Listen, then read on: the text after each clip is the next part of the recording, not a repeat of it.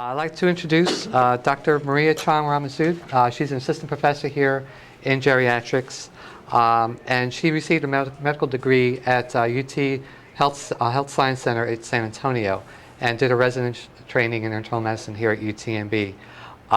She was in the geriatric fellowship program when I was involved with that, and she was one of our top fellows at the time, and we were lucky enough to be able to offer her a position here in geriatrics, in the Division of Geriatrics in 2001. She focuses her work on nursing home care settings as well as continuing education, her own education in geriatrics. She has lots of clinical responsibilities. She takes care of medical responsibilities at 3 nursing homes in the area, and she's co-medical director for the local hospice agency and medical director of 1 nursing home and the medical director of the home call program at UTMB. I'd say she's kind of busy. She received the Geriatric Academic Career Award to improve her teaching and team building community skills, and also she concentrates on nursing home care and palliative care. Recently, she was granted the title of Certified Medical Director in Long-Term Care from the Board of Directors and American Medical Directors Certification Program. She's going to be talking about the nursing home dilemma, aspirations versus reality.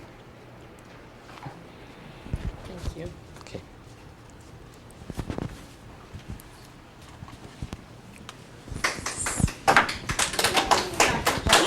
Thank you. No pressure.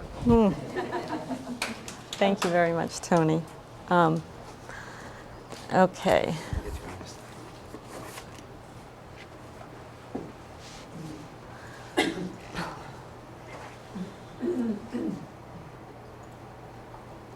All right.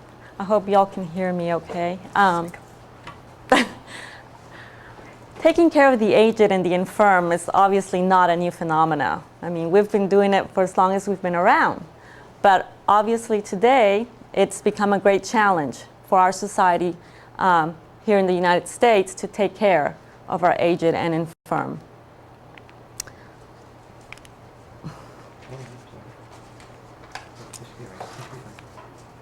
Okay.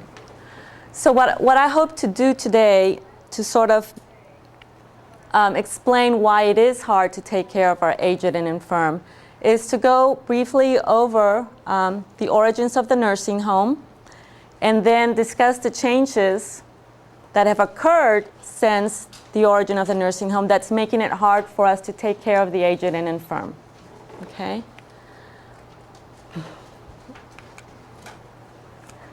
The first part of my presentation will cover the history of the nursing home, and it's not going to be an in-depth study of the social climate at the times, in the United States. It's just going to be a brief overview of how we've arrived at today's nursing homes.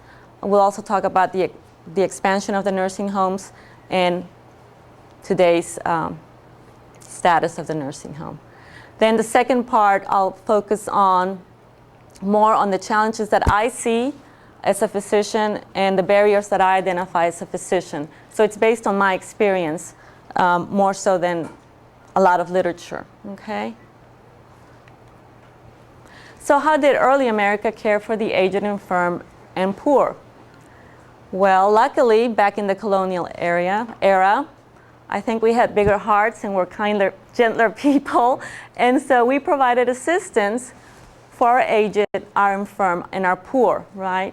But then as we grew into towns and villages, what we managed to do was make informal arrangements with somebody in the community who could care for the aged and the infirm. But it was still within the community, and there was still personal responsibility of the care of our elderly. Of course, then we grew up into large cities, and that became much more difficult to do. So what we did as a society is we set aside individual houses for the indigent. And in that category of residents, we included the sick elders. That's where they ended up in our large cities. These individual houses, these poor houses or almshouses, was an institutionalized system where the local city taxes paid for the care provided in the poorhouse, okay? Well, as you can probably all imagine, these public institutions, these poorhouses, were not favorably seen. The Quincy Report of 1821, which is based on Massachusetts, the city of Boston, it read that the almshouse was the best method of providing relief for the poor because of the reduction of expense. Obviously, everybody in that city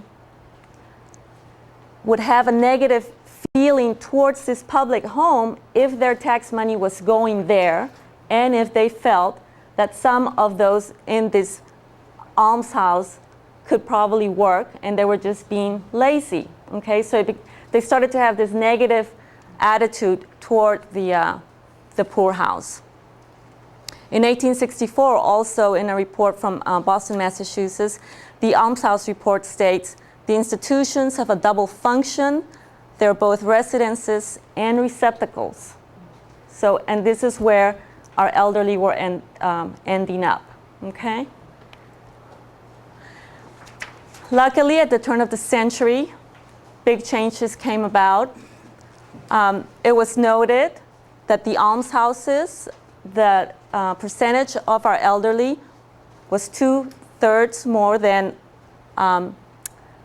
the poor, the younger poor or the widowed, okay? And with this increase in the public awareness of the fact that our elderly were in these sort of situations, the public ended up, the public started to see that our people ended up in the almshouses like a byproduct of a highly industrialized society.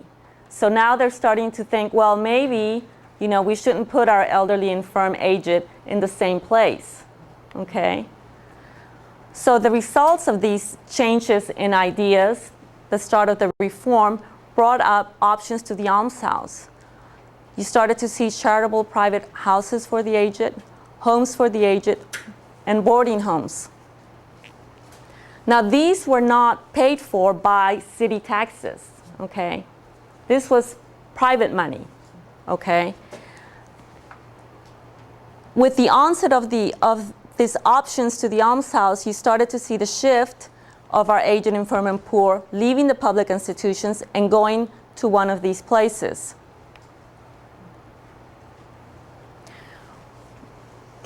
By 1920, there were the same number of people living in those public houses, almshouses, as there were in the private houses for the aged. Okay, so some people had already moved out of there and were paying for some of this care. Okay, and by 1923, amazingly enough, there were over 1,000 homes for the aged, caring for 68,658 people.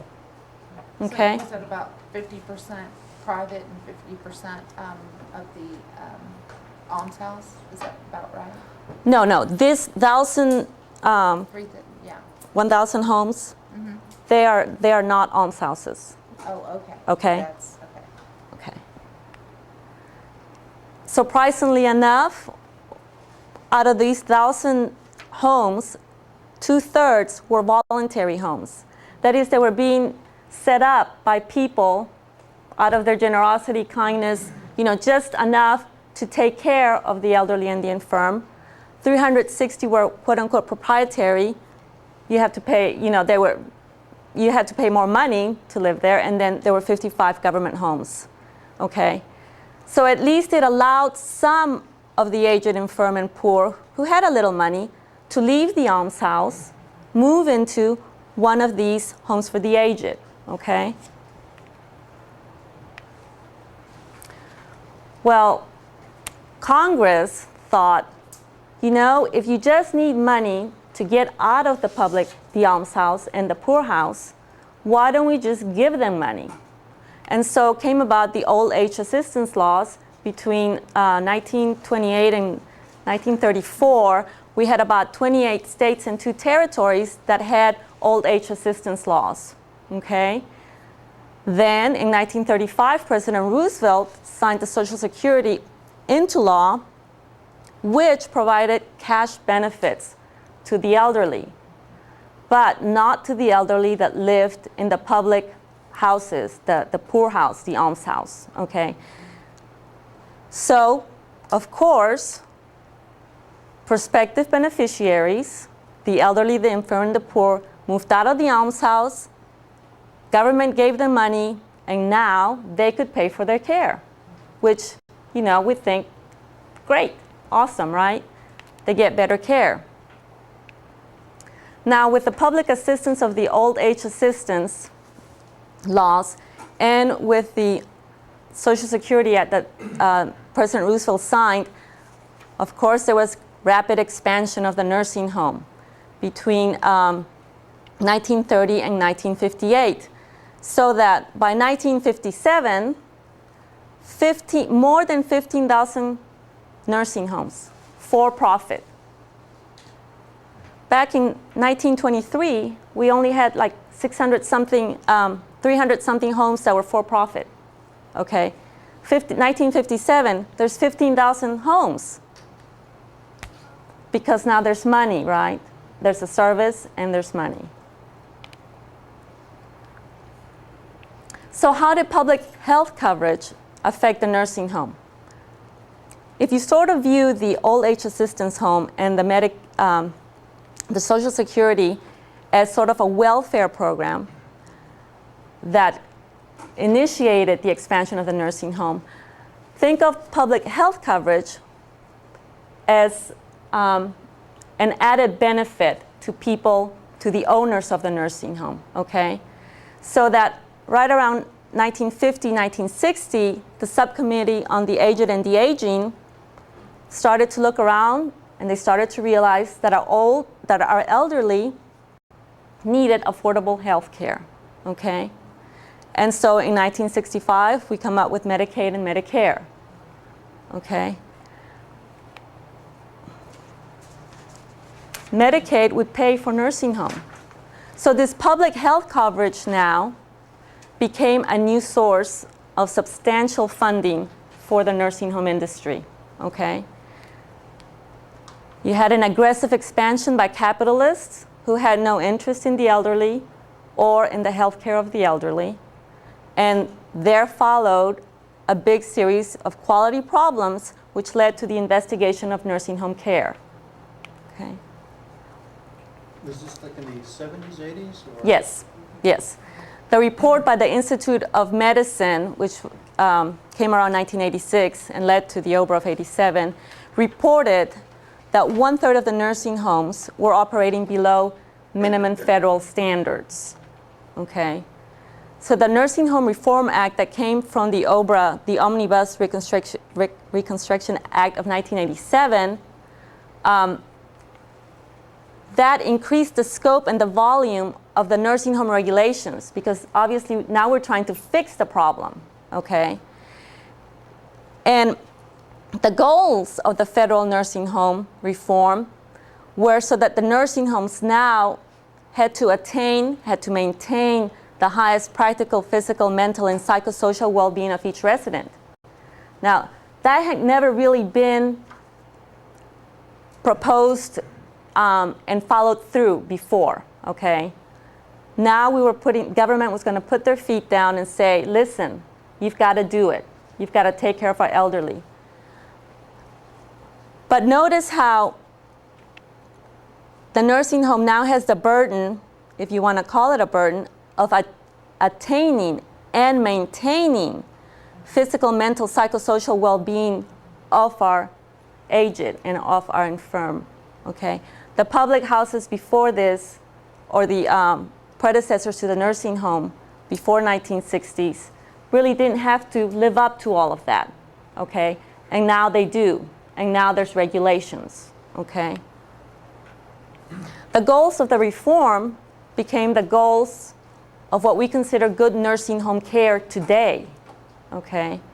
So it is to provide a safe, supportive environment, to maximize individual autonomy, functional capabilities, and the quality of life, to stabilize, delay, if possible, the progression of chronic illness, and to prevent the subacute and acute illness and recognize and manage them rapidly, okay?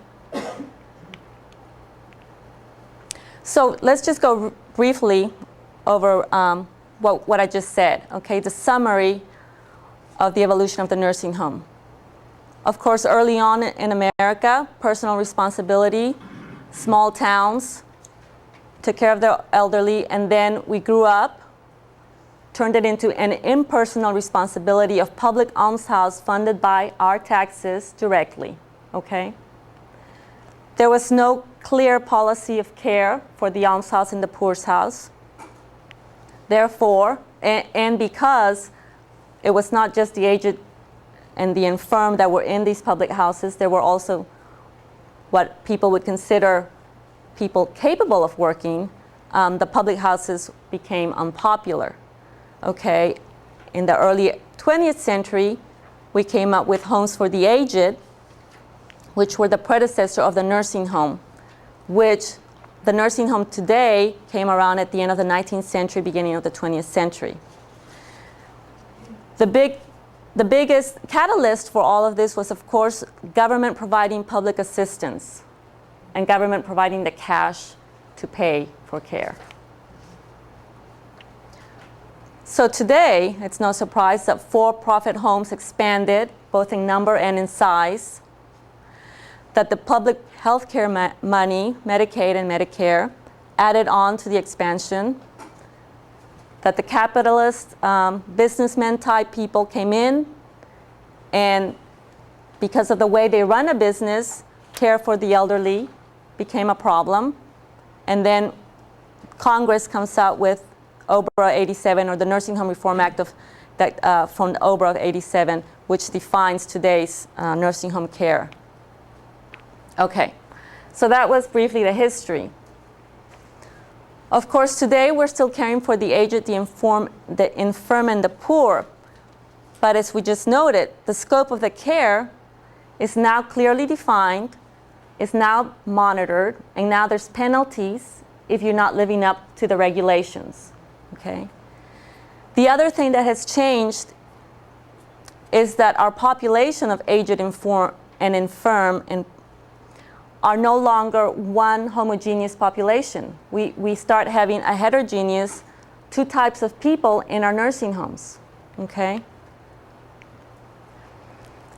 The long stayers, right? Those people that are there for 6 months to years and that pass away in the nursing homes, they're cognitively impaired, they're physically impaired, and they're both cognitively and physically impaired, right? The older, frailer population. And then we have the short stayers, okay? These are the subacute residents from the hospital. The hospital uses the nursing home as a step-down unit. There are people that stay there for short-term rehabilitation. And then, of course, there's the terminally ill. They won't die in the hospital, they'll die in the nursing home. And this graph here shows the hospital discharge rates in short-stay hospitals for heart disease, stroke, pneumonia, bronchitis, can't read the last one, and fractures, okay, for people, for 3 different age groups, 65, 74, 75, 84, and those over 85. If you just notice that the dark brown bar are those 85 and older, and that seems to take up, in the heart disease category, the largest percentage of people being hospitalized, heart disease, and then also to mention stroke, the pneumonia and the bronchitis, important as well. These illnesses, of course, associated with chronic illness that have been going on for, 20, 30 years now by the time somebody ends up in the nursing home, right? The heart disease, the CAD that started in the 50s, well, they're living 30 years with it now, right? The hypertension, they're living 30 years with it now. And of course, osteoporosis, the older you get, the more fractures that you acquire, or higher risk. Approximately 50% of your nursing home are 85 and older. This graph shows those residents in the nursing home 65 years of age and over. In the United States, as you can see, women and men, the dark brown bars are those 85 and over. Okay? So they, not surprisingly, are the frailest, and that's where they end up. The level of disability has increased just from going from 1985 to 1999. You see that the blue bars, a large percentage over 60 have 4 to 6 ADL dependencies, activities of daily living. I mean, you have to, help 60% of the people in your nursing home with those many activities, okay? Okay, so that's, we just went over the populations in our nursing home today, okay? Now, I wanted to talk about some outside forces that the nursing homes have to deal with, okay? That it's out of control of the nursing home. So we'll talk about the medical system, the consumers, the financial environment, and the federal regulations. So why has the level of medical care increased, aside from the fact that we have frailer, older people in the nursing home? Well, in 1983, with the PPS system, the hospitals decreased the length of stay, and so they needed to go to the subacute step-down unit, and the nursing home sort of filled that void, okay? The kind of post-acute care, once again, hip fractures, strokes, CHF, COPD, pneumonias, long-standing lung disease, long-standing heart disease, cardiovascular disease. Also, in 2002, with the onset of PPS, there were closures of hospital rehab units, and so where do they go now? Well, they go to the nursing home, to the rehab unit in the nursing home, okay? Of course, all of these patients require more medical care than your nursing home resident, traditionally, okay? What's PPS? Prospective payment system.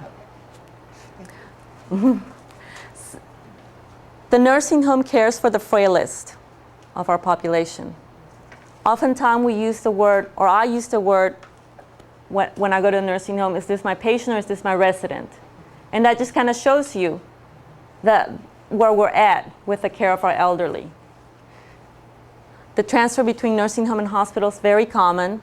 In 1985, 21% of those that had not been discharged from the nursing home still had an experience going to the hospital, and 45% of all nursing home discharges were to hospitals, okay?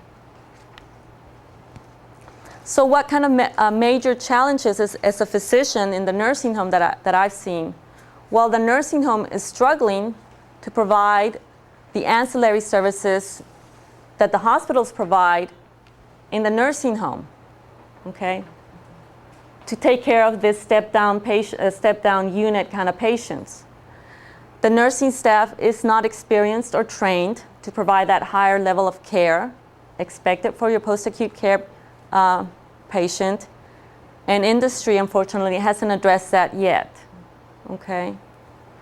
And also, one very major problem, of course, is the staffing in a nursing home. The nursing staff to the acute patient ratio is not adequate, just like the nursing staff to your regular long-term care patient is not adequate, okay? Okay, so that's the medical system and what I saw as being problems in the nursing home. And now what about the consumer's expectation of a nursing home? Well, some of the things you guys mentioned actually with the exercise with Dr. Mori is what the family and the resident expect, right? They want individual preferences to be respected. They want a residential environment with privacy. They want social interactions with similar residents. And they want the same type of medical care that they get in a hospital. So they expect both medical care and social care, equal amounts in the nursing home, okay? And of course, the nursing home, as Dr. Mori pointed out, especially in Texas, it is a for-profit and it's public dollars, right? Medicaid remains the largest single payer of nursing home care. Medicaid and Medicare make about 60% of the nursing home expenditures. And as we all know, with the budget, everybody's trying to cut down on the amount of spending in Medicare and Medicaid. So there's less resources as far as the public funding. With the expected decrease in mortality of our elderly, the public finances will be even more stretched. This graph is great. It tells you that all-cause death has basically decreased with time from 1950 to the year 2002. You see that mortality from heart disease or from stroke has gone down, right? What does that mean? That means people that lived through the stroke and through the CABG and bypass and heart disease are now still alive, and they need that extra care, right? So the quality of care becomes a little bit more difficult when you're competing with the for-profit interests of the shareholders of the nursing home owners, right? Okay. The last thing that affects the nursing home is, of course, the regulations, federal and state regulations. Even though OBRA 87 has probably been the cause of why nursing home care has improved, this whole regulatory process, which was strengthened with the penalties that they can impose on the nursing home when the standard of care is not met, is almost has a negative effect in the nursing home culture, because of the fact that now the nursing home has to follow through with all the set of regulations, and they have to be able to show it to the surveyor when they come into the nursing home. It seems to take up a lot of time away from the caring of the patients so that they can do all this sort of compliance to the regulations, okay? Also, there is, what I've observed is kind of like not a good relationship between the nursing home and the surveyors that come into the nursing home, okay? While they should theoretically be working together to address the problems together, they're not, because the nursing home sees them as somebody that if they find a problem, well then they're going to get penalized either with a fine or they're not going to get paid for the care that they provided, because it's basically Medicaid, Medicare money, okay? So the four factors that I was referring to that were kind of outside forces to the nursing home was the regulations, was the finances, was the medical, and was the community expectations, okay? But there's things within the nursing home that you also have to mention, right? The barriers within the nursing home, barriers to good care, resident issues. And when I talk about, obviously, the cognitively impaired, what Dr. Moret had brought up was there's 60 to 80% of people that are cognitively impaired in the nursing homes nowadays, okay? How does our staff deal with the problematic behavior? How does our staff deal with somebody hitting out at them when they're trying to provide care? How do they deal with somebody that seems to be agitated and they can't tell the CNA or the nurse what's going on because they're too demented? These are high-level care of our patients in the nursing home where the nurses or the CNAs have not had enough education to take care of them, okay? So that becomes an issue on how we can provide the care to the resident. And there's also the degree of dependence from the graph that we saw earlier with the number of ADL dependencies that we have now, that the nursing home residents have nowadays. This is physically demanding work for the caregivers. It's hard work if you have to take care of 10 to 15 people that are wheelchair bound, can't use the bathroom on their own, can't dress themselves on their own. So no wonder, right? Staffing issues, shortage of staff. Providers leaving the field. The pool of workers is decreasing. The pool of workers, by the way, was identified as being women between 25 and 45. Did have a high school education, but didn't have any other sort of training for anything else. So this is where they ended up working, okay? Why wouldn't they run away, right? They have low pay compared to the aide, compared to the nurse in the hospital, get better pay. Most of the nursing homes do not provide benefits as opposed to hospital care, to the hospitals where they will provide benefits for your aide, for your nurses, okay? They can't go anywhere. I mean, if your aide comes in to work Monday through Friday, does double shifts, they're not going to go any higher than the aide that skips out every 2 or 3 days and, you know, works one shift instead of two, doesn't volunteer to fill in those empty slots. There's no place to advance. There's even lack of respect for management. There's a culture in the nursing home where basically, even though the CNA does the majority of the work, nobody's looking to them for advice, okay? And of course, it's a physically, emotionally demanding job. They have to deal with behaviors. They have to deal with death, which is common in the nursing home. And nobody's addressing that with the caregiver, the CNA, or the nurse, okay? Work injuries. Out of private industry, the nursing home aide has the third highest number of work-related injuries in the United States. I mean, it's a tough, heavy job to work there. So the impact on care, obviously, is you'll see some inadequate care. You see some unsafe care.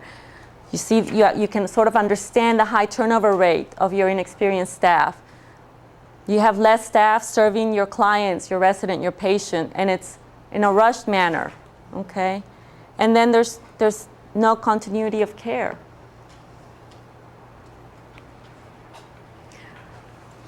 So this is my graph.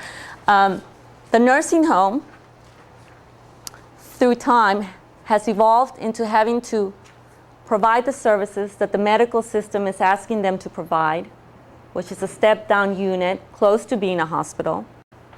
The community is expecting the nursing home to provide the social care as well as the medical care. The regulations is telling them, you had better do what we tell you to do, because if you don't and you can't document it, we're not going to pay you or we're going to fine you. And the nursing home has to be pulled by all these three different forces, trying to please them, but they're still working in that same financial system that they originated from, okay? Which is a for-profit system where, you know, the shareholder maybe it's not more important than the resident, but they're pretty close in who's getting the money, right? Who's getting the Medicare money and who's getting the Medicaid money. And of course, within the home, the nursing home now has to deal with a different type of resident, and the staff have to deal with different pressures. Okay. So, once again, I want to summarize. The care of the aged and infirm became a part of the private sector with the help of government funding.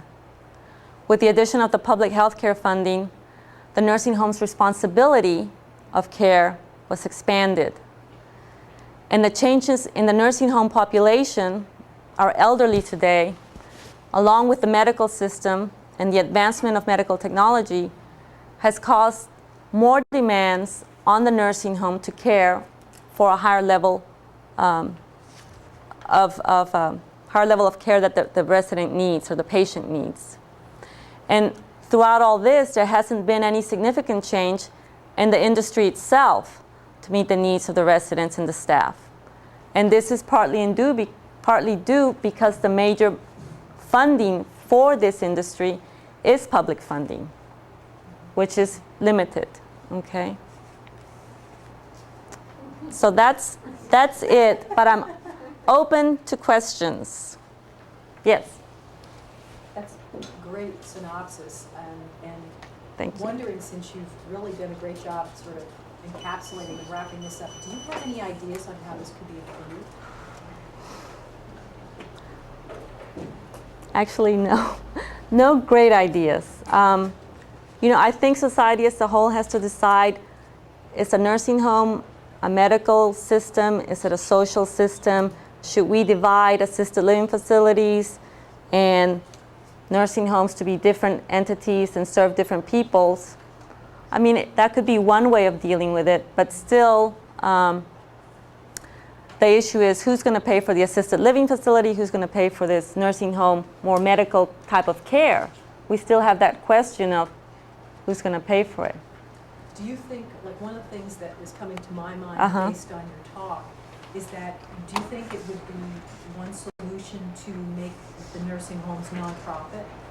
Since we're paying for them from public dollars, is that a viable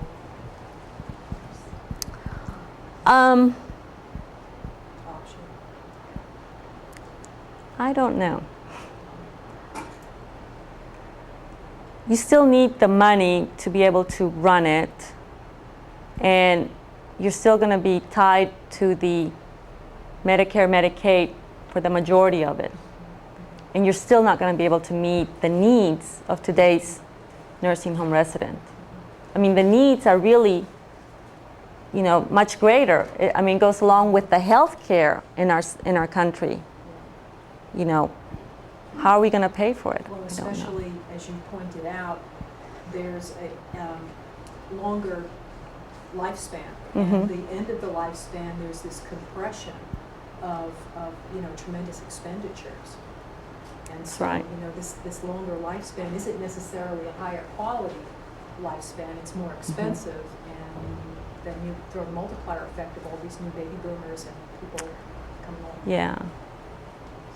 Right. Thanks. Yes. I was going to ask you, I was wondering if you would, this is something you study or you might know. I'm thinking about the nursing homes like maybe that they have in Canada and Europe, and I'm wondering what does their system look like? Does it seem to work for them compared to the U.S.? I mean, in my mind, typically in Canada and Europe, it's going to be better than here. But I'm just wondering if I'm correct in thinking that way.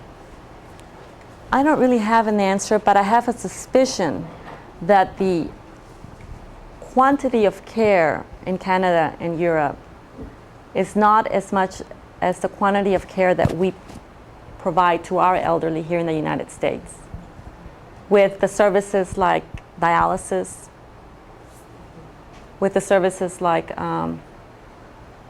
IV, putting people in central lines and IV antibiotics that we do for our elderly here. I have a feeling that we don't do that much in Europe and Canada, that they don't have the great burdens of providing this high-level medical care. Okay, do you see them more of, do you think more families are involved in as far as taking care of the elderly versus putting them in a nursing home, or do you think it's probably the same? Ooh. You know, I'm not sure, because I would guess that they are just as industrialized as we are, and that they have the same problems that we do, where the family's not around close to take care of them. But actually, I'm not sure how they solve that problem. Yes. I used to know a nurse who did her study in Scotland. And in Scotland, even in hospitals, the families are very involved in care. Now, I don't know if they even have nursing homes. There's another a study that I was reading that was published in Great Britain that talked about quality of life years, and that the expectation of people in Britain is that public dollars will be used for younger people, and that when you get older, you're supposed to die, and you're supposed to, you know, that's what happens when you're older. Whereas in the United States, we expect to keep living and have somebody pay for that. I've come across some journal articles that were studies in Germany, some countries in Asia, where a lot of similar issues with turnover, high turnover, and low job satisfaction with nursing. Those issues are being addressed. And so, you know, that's part of it, but I don't know anything else really beyond that. I wanted to ask you first, if I might. I guess with this information and the historical chronology, I find that really interesting on the evolution of the nursing home. But I'm also wondering, it seems to be one of many social experiments in this country as well as in others, I'm sure. And it reminds me of, I guess, the last few decades of the deinstitutionalization of mental health facilities. You know, depending on how one interprets that, it could be considered a huge failure, you know, or the springboard to innovations of sorts. I'm wondering what you think about with this assisted living sort of trend, and how it seems to be gradually taking a momentum, and how that might be meeting the needs that of these four forces that that nursing homes are struggling with. Two comments. One comment is the assisted living facility definitely meets the needs of the social needs for your elderly. Okay, they're starting to have problems with the medical care provided. Even something as easy as, you know, medications that the nurse in the nursing home can call the doctor and get it done. The assisted living facility has to find out who the private doctor is and then call a clinic, and then the clinic nurse takes a message and then gets back to them. So it's not, you know, you're giving one up for the other, it looks like. And also the other comment is that around the year 2000 or so, 3-4 years ago, when the assisted living facilities were going up, as far as the population, the number of people in the assisted living facilities was increasing, those in the nursing home were decreasing. But then recently there's been starting to change again, okay? Because I think because of the care in the assisted living facility could not provide the nursing home care, even though they were attempting to, and even though in some places, if you pay for it, you can. Do you know of any viable services that seem to be addressing these particular issues that might be feasible in the future of developing? I think the only thing in my mind that sort of kind of fits a social and a medical needs for our elderly is probably closer in sync with the PACE units. Yeah, and if we could find funding for that, that would be great. Okay. Yes? Assisted living is something that I found fascinating, and I do a lot of discharges to assisted living. There's a licensed and unlicensed assisted living, but it originally came about to be the first step. It is not a nursing home. They are not medical institutions. They offer clean clothes, hot meals, clean environment, social interaction. The family has to come and take the patient to the doctor. The family gets the prescriptions filled. Now they're trying to do more things like that. You couldn't even stay in an assisted living if you couldn't either manipulate a wheelchair or walk. You have to be able to get out of assisted living facility on your own if it's on fire.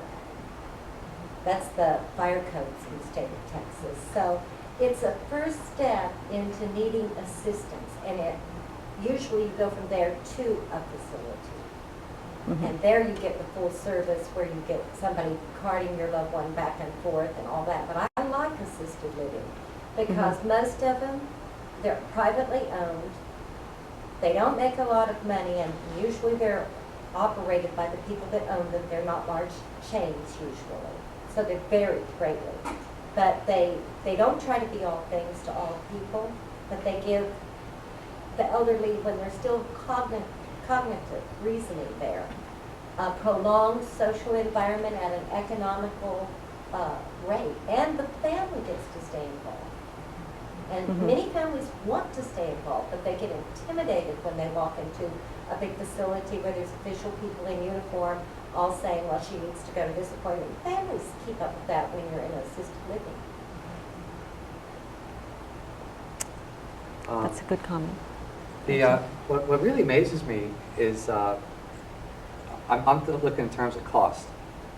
You know, I mean, you have, you know, the burdens of expectations put on nursing homes that if you're coming from the family point of view with what they're having to spend to have a loved one or someone they care about being in a nursing home and they're needing to spend down, which, you know, that burden on the family hasn't, you know, really been talked about. That's true. Yeah, that's a whole nother talk. I'm not surprised that you get that kind of expectation that they should be providing, you know, Everything. better care. What I'm wondering about is why so much of the burden has been placed on a limited level of skill in nursing care.